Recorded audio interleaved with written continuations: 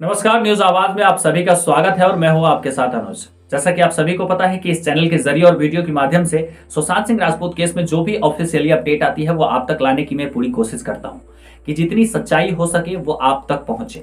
मैं पूरी रिसर्च करने के बाद जहां से भी कोई छोटी से छोटी और बड़ी से बड़ी खबर आती है तो मैं सीधे फटाक से आप तक लाने की कोशिश करता हूं कि आप उन खबरों से वाकिफ हो सके और आपके मन में भी अगर छोटे मोटे सवाल कहीं चल रहे हैं कि क्या सच में सुशांत सिंह राजपूत ने आत्महत्या किया था या फिर उनकी हत्या की गई थी, तो इन्हीं बातों पे आज चर्चा करेंगे। और साथ ही साथ आज की इस वीडियो में मैं आपके साथ एक वीडियो शेयर करने जा रहा हूं जो कि सुशांत सिंह राजपूत के फ्रेंड की वीडियो है, जिसने सोन चिरैया मूवी में सुशांत सिंह राजपूत के साथ काम किया है, एक अहम किरदार निभाया है। उनकी स्टेटमेंट सुनने के बाद आप सभी के रोंगटे खड़े हो जाएंगे।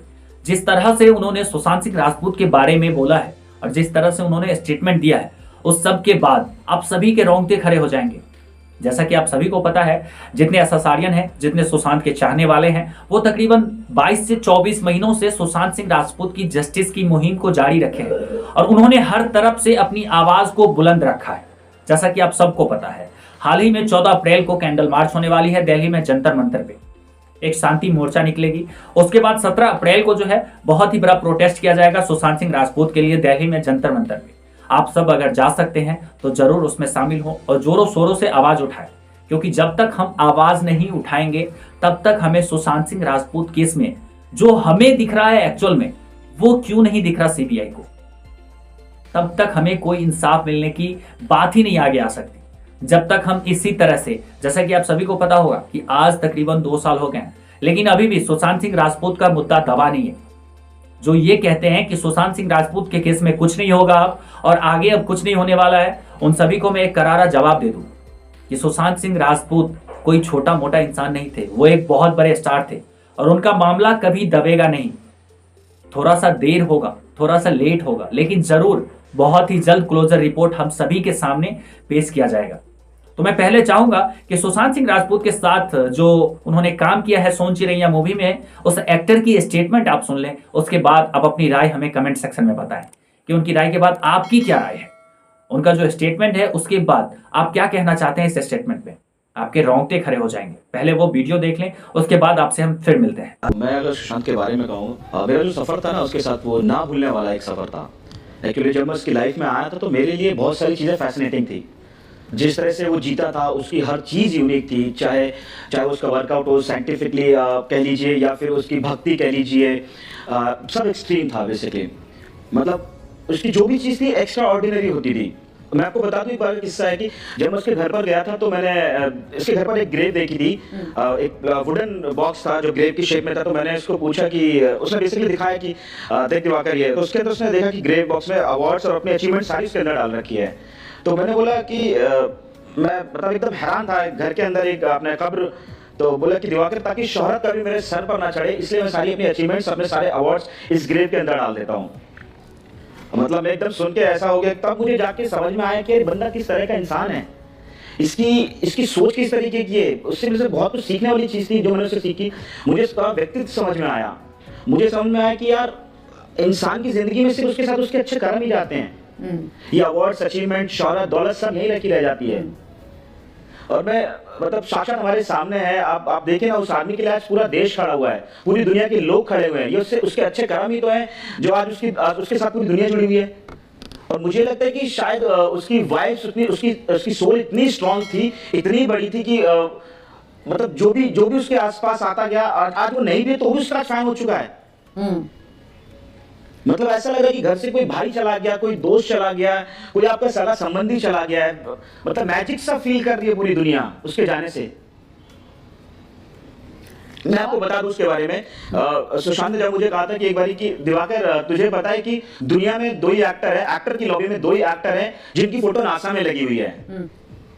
मैं हैरान था सुन के कि मतलब नासा बहुत बड़ी चीज है, उस इंसान की फोटो नासा के अंदर लगी हुई थी। इवन मतलब उसने वर्ल्ड के टॉप साइंटिस्ट से मेल दिखाया था मुझे, वर्ल्ड के टॉप, डायरेक्ट 1-on-1 बातें करता था, चैट करता था उनके साथ, दोनों हाथों से लिखने का उसका स्किल था। वो आदमी खुद अपने ड्रीम्स लिखता था, उनको पूरा करता था। और हम पहले सोचते हैं ड्रीम्स को। एक बात उसने मुझे और बोली थी कि दिवाकर, तुझे पता है कि यहाँ आने के लिए कभी तरसना मत। क्योंकि यहाँ पहुंचना कितना मुश्किल है मैं जानता हूं। तू बस करता जा और अपने आप इस जगह पर पहुंच जाएगा।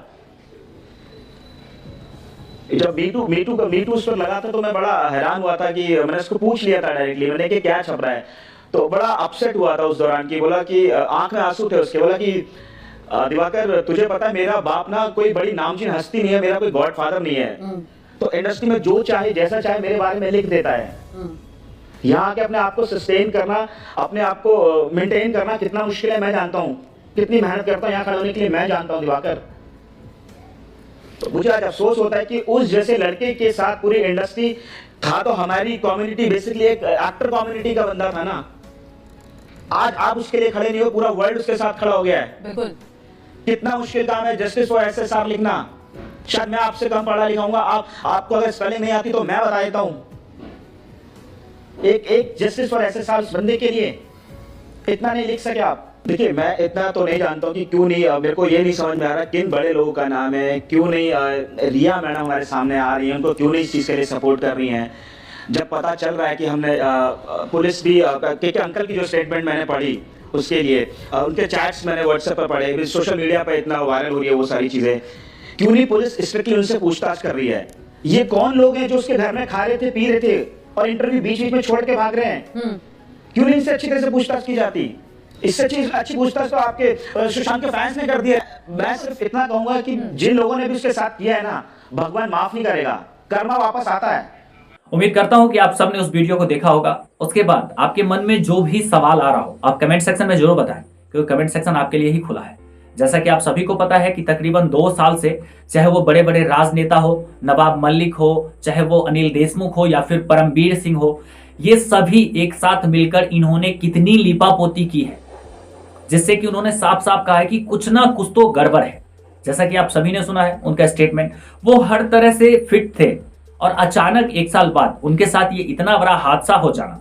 और उसके बाद जो गृह मंत्री हैं अनिल देशमुख जी, पूर्व गृह मंत्री महाराष्ट्र के, अब तो उस लायक बच नहीं गए क्योंकि अभी तो वो सलाखों के पीछे हैं।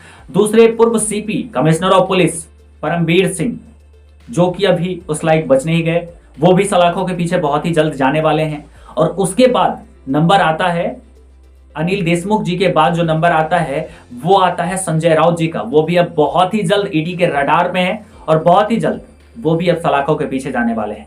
जिस तरह से उनकी वाइफ की संपत्ति कुछ जब्त की गई है ईडी के द्वारा और बड़े बड़े सवाल खड़े हुए हैं, तो अब लगता है कि कर्मा अपना काम कर रहा है। और सुशांत केस में बहुत ही जल्द, जिस तरह से सीबीआई की कस्टडी में कुछ बड़े राजनेता हैं अभी फिलहाल, जी हाँ, और बड़े बड़े राजनेता सीबीआई की कस्टडी में है और उनसे पूछताछ बैक टू बैक की जा रही है।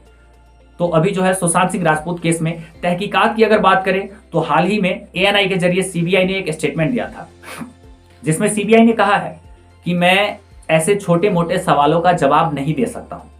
कुछ ही दिन पहले किसी सुशांत के चाहने वाले ने, किसी एसएसआरियन ने एक आरटीआई भी फाइल किया था, उसका भी जवाब 0 आया था। उससे पहले 2019 में सुब्रमण्यम स्वामी साहब ने, उन्होंने भी एक लेटर के जरिए सीबीआई से पूछा था कि आखिर अभी सुशांत सिंह राजपूत केस में चल क्या रहा है। तब उन्हें जवाब मिला था कि हम जो है हर एंगल से, हम हर तरीके से जांच पड़ताल कर रहे हैं और जो भी खबर आती है वो मैं आप तक लाने की पूरी कोशिश करूंगा। जी हाँ, अभी तक आपने सब्सक्राइब नहीं किया तो सब्सक्राइब कर ले न्यूज आवाज को, ताकि सुशांत सिंह राजपूत केस में जो भी ऑफिशियली अपडेट आएगी वो मैं आपको वीडियो के माध्यम से आप तक लाने की पूरी कोशिश करूंगा। जी हाँ, आज के लिए इतना ही, फिर मिलते हैं ऐसे किसी खबरों को लेके। जय हिंद, जय भारत।